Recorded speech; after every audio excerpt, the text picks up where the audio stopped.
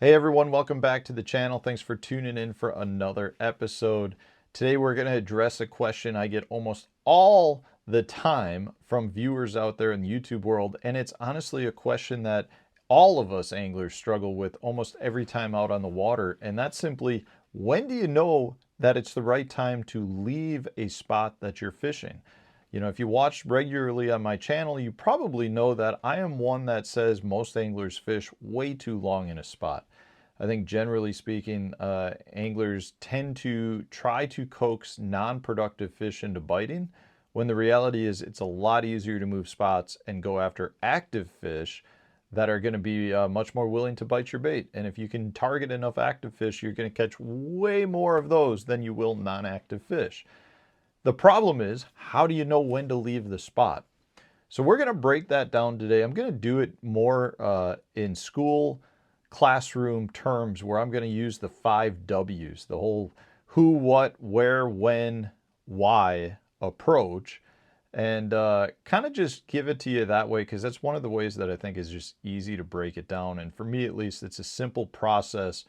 And the reality is, the more time on the water you have, the more experience you have gathering information, the easier you're going to be able to make these decisions almost intuitively versus actually having to think about it. But I think that the way I break this down should hopefully help you, because I know I've gotten a lot of these questions from viewers over the years. Today's video is brought to you by the Deep Dive app. This has had an amazing new update. As you guys know, I love the water clarity feature. As you can see right here, we're looking at Grand Lake, which just had a whole pile of rain come into it. It went from being really clear to having a lot of dirty water coming in the bottom end of it. Just an amazing feature to be able to determine where the clear water is versus the muddy water. So Deep Dive has just also introduced Stream Flow. Now this is a really cool feature that shows all of the water input coming into certain reservoirs and the amount of water coming in. So they measure it in cubic feet per second.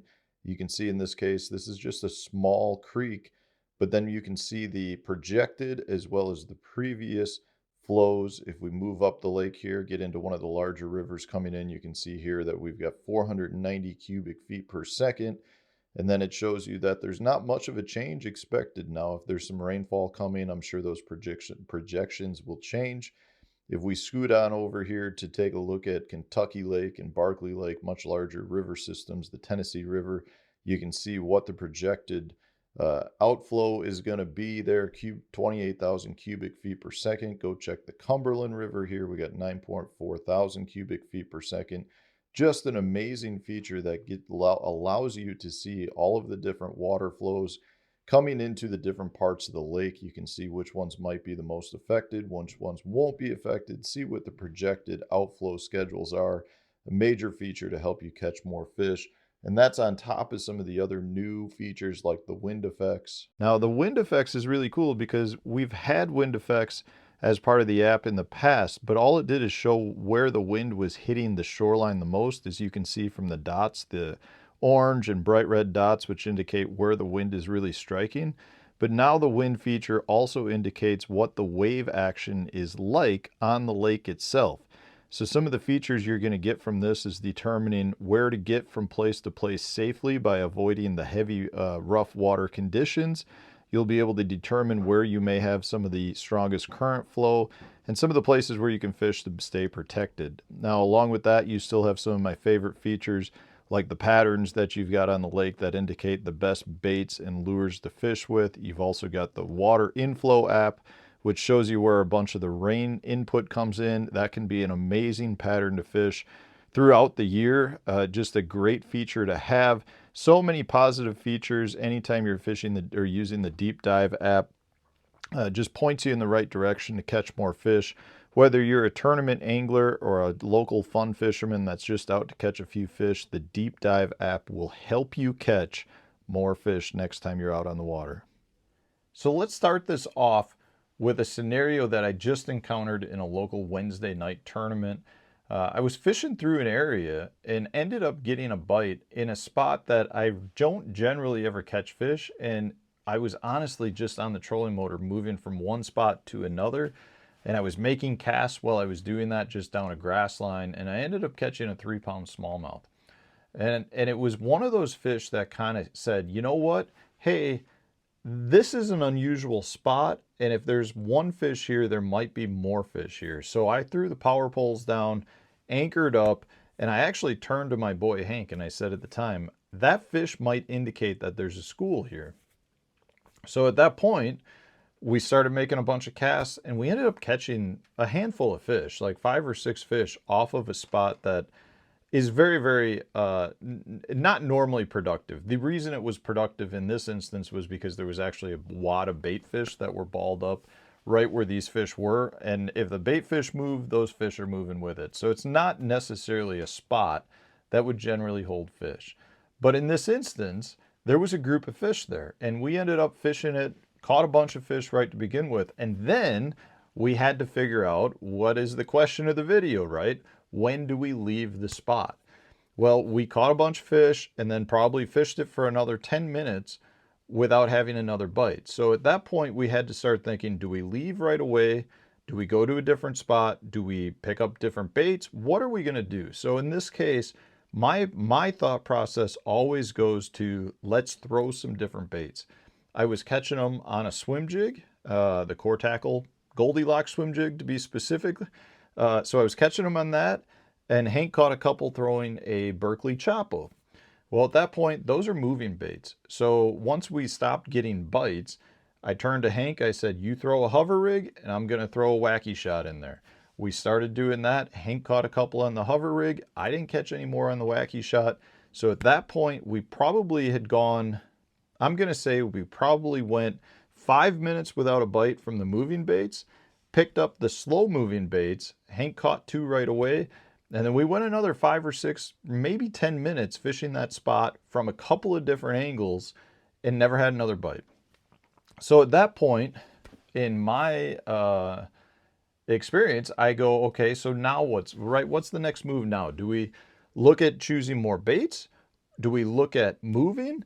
What's the next move? And for me, I would much rather move, because if those fish are actively feeding in that specific location, we got them fired up and they were feeding and then shut off.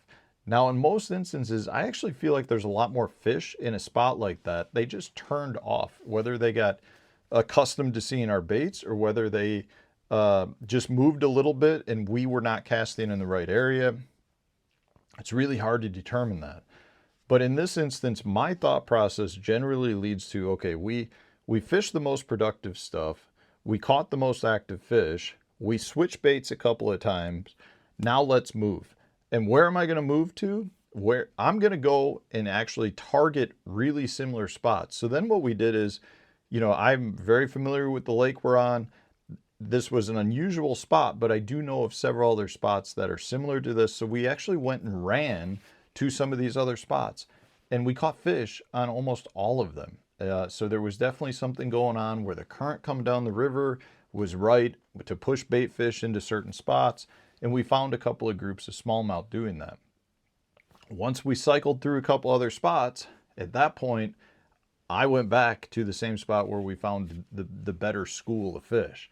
And at that point, then you kind of go through the same process, right? You throw a couple of different baits. I don't give it nearly as long. And when we showed back up, we caught several more fish. Boom, boom, boom, right away, shut off again. And at that point, again, we cycled baits, got out of there, ran some other stuff.